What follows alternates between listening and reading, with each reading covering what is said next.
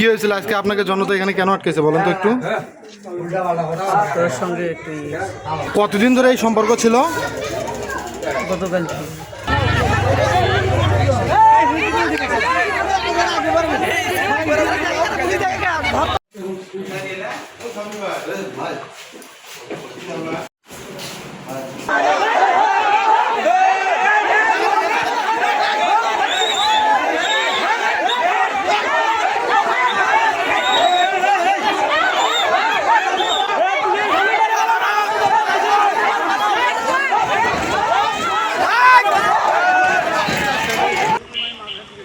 ভিতরে ঘুমায় খুব বাচ্চা